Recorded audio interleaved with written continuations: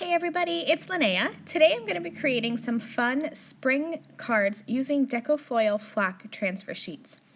So I wanted to add some flock with a stencil. So I'm going to start by spraying the back of the Garden Gate stencil from Pink and Main with some Pixie spray. And I'll temporarily tack that onto some heavy white cardstock. And then I'm going to grab my Deco Foil Duo Transfer Gel and a stencil pal, and I'm just going to scrape this over the top, and I will repeat this process 4 times. So I have found that the best way to apply a medium over a stencil is to scoop way more than you need out.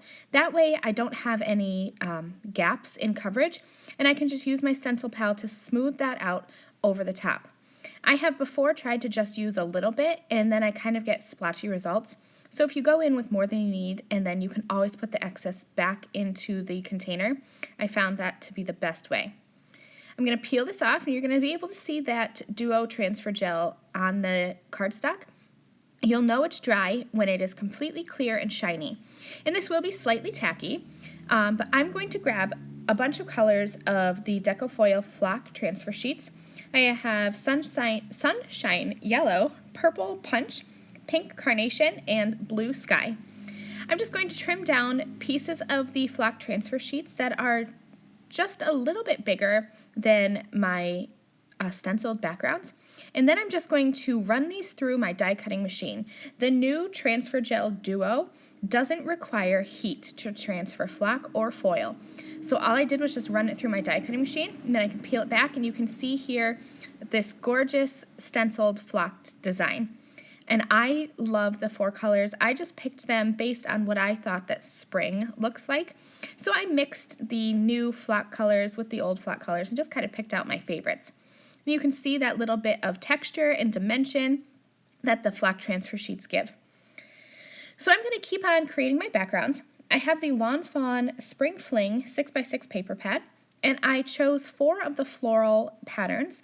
And I'm going to die cut them down with the Pink and Main Stitched Rectangle 1 die set. And I'm using the largest die, so this is going to cut out a piece of the cardstock that is exactly the size of an A2 card, and it'll have that stitch detail around it.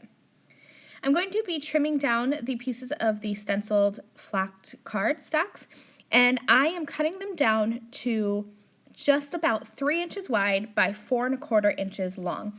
And the reason I'm doing that is because I've die cut some frames from the Pink and Main reverse scallop rectangle frame set, and I'm kind of going to be stacking these up. So I'll put the frame around the flocked piece, and then that flocked piece will go on top of the pattern paper. I wanted to have some stamped images to be the focal points, so I have the Alt New Build-A-Flower Dahlia stamp and die set. And I'm going to be stamping both flowers and all 3 leaves. The 3 leaves are all going to be in the same colors, but the flowers will be different. So I die cut, or I should rather say I trimmed a piece of cardstock to 6x6, and I'm just going to arrange all 3 of these leaves in one corner so I can stamp them, turn them, and stamp them again. And as long as everything fits, because my cardstock is 6x6, I'm trying to make sure that all my stamps are inside that 3-inch mark.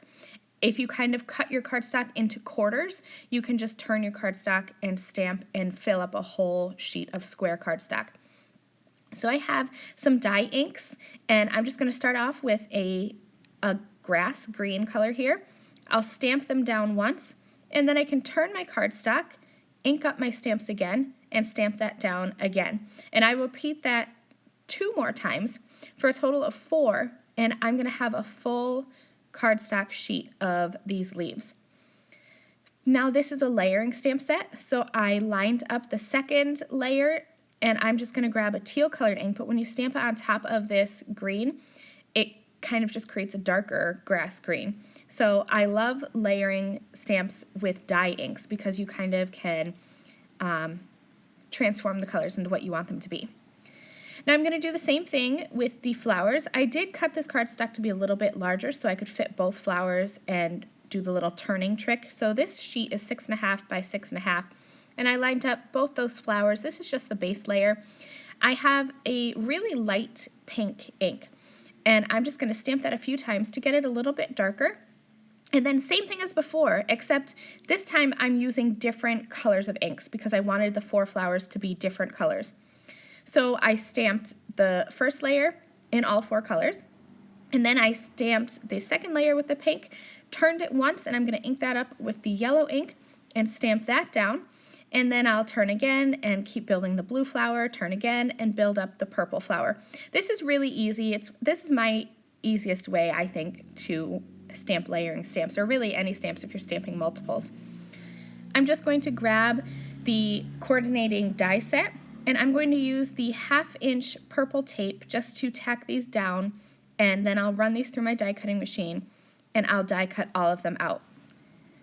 Okay, so now I have all of the pieces for my cards all cut out. I stamped a sentiment. I decided to stamp the same sentiment for all 4 cards. And I'm just going to work on placement. So I have a few tips for working with placement when you're doing 4 cards. I decided to have all 4 cards the same. I just switched up the color of the flock and the pattern paper.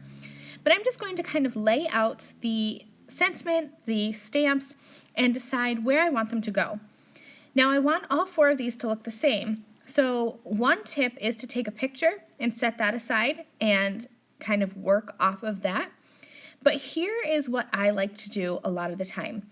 I'm going to start by just adhering one of the reverse scalloped frames onto the stenciled and flocked piece of cardstock. And I'm using iCraft Ultra Bond liquid adhesive for this. It's my favorite liquid adhesive.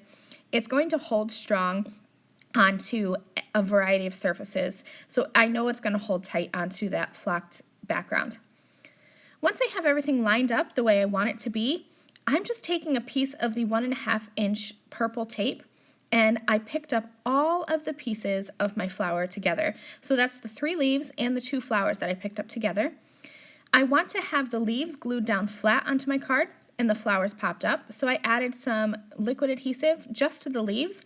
I let that sit for a minute to dry, and then I can just peel off the flowers. And you can see there that the leaves are already stuck down. I'm going to use some iCraft 3D foam squares at the back of my little flower cluster, and then I can just put that down right where I had originally placed it. Everything's kind of held together that way. So here are all 4 of my cards all finished. Like I said, I finished them off the same way. I just varied the colors of the backgrounds. I love the way these turned out. Perfect for spring. This one's my favorite. Purple and yellow always just makes me so happy. So I hope you can see some of that texture and dimension from the Deco Foil flock transfer sheets. I love them so much. Thank you guys for joining me. I'll see you soon. Bye.